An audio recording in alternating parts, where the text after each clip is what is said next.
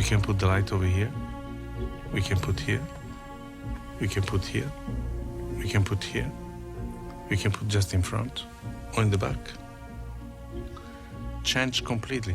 And the way that any cinematographer is using this kind of light can tell really a story, can write with light.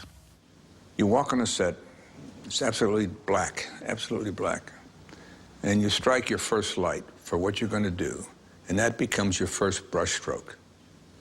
And then you add other brushstrokes all the way through, add different lights and so forth like that until you come up with your complete picture.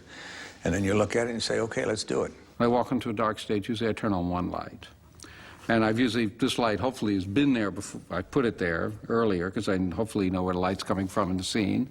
But, and then I decide what does that look like? And that's theoretically the light that's coming in the window or the light that's coming from the main lamp in the room or something.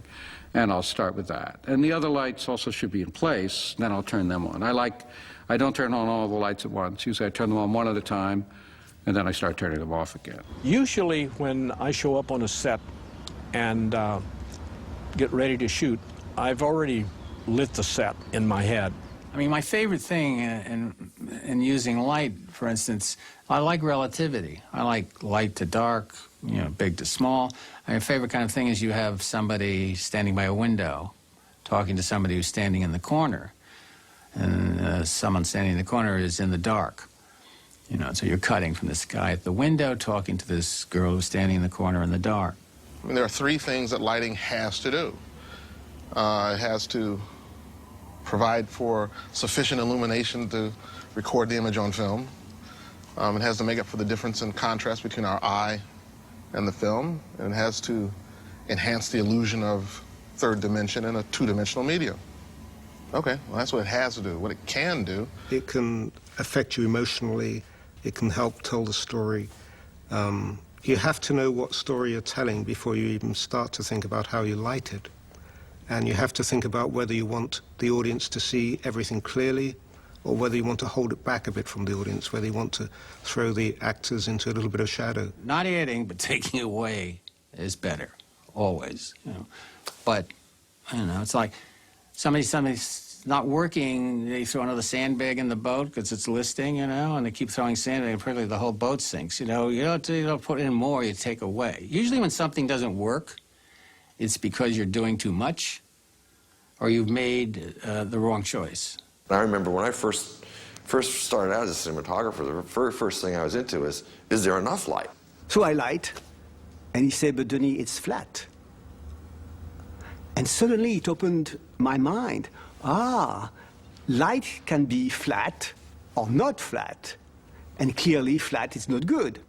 A film is like in my tennis days, my coach would say, you know, where people would say, keep your eye on the ball. Well, that's pretty easy to say, keep your eye on the ball. But I had one coach that said, keep your eye on a certain part of the ball. He put a face on the ball, two eyes, a nose, and a mouth, and and two ears. And if you hit right on the nose, it just goes flat. If you hit underneath, anyway. So it's not a question of keep your eye on the ball.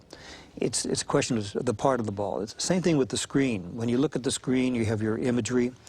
It's not just to look at the screen. You've got to make the audience look at some part of that screen that's important, where the dialogue is going on.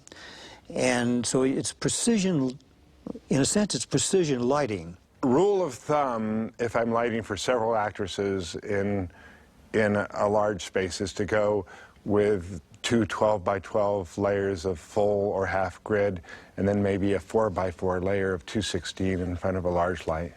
And start there, and then, but what's very important is exactly the direction that light is coming from. Even though it may be a large soft source, the difference of a foot or two, either closer to the camera or away from the camera, can make all the difference in the world. And that's the thing. You have to really look at the scene, how it's being rehearsed, and go, wow, this is great for this actress when she's looking this way. But when we come around, or she turns this way, we run into trouble. I personally don't like the soft lighting too much because many times it gets boring. Actually, for me, I mean, I study a lot of paintings from the Dutch painters and all that, they hardly ever used actually soft light. Actually, they used a lot of directional light, which I love to use. Backlight was used in painting for centuries, but on film it had been in the silent days the characteristic of just using front light, soft light or direct front light. And Mary Pickford was photographed by, I think, Billy Bitzer at a lunch break in backlight with her curls of flame, and that came up at dailies, and it changed history. I think that a single gesture coming from a single side is powerful. If you put a light on the other side, it weakens it. Now the force of that light is not as strong. So this is what we call a flag, and if we're on a set, we would do something like try to bring in a black flag that would take away some of the light. So we're not completely surrounded by light from several directions. We try to bring it from one direction, and that gives us a sense of richness and texture and mood, as opposed to what that looks like, I think. How's it look?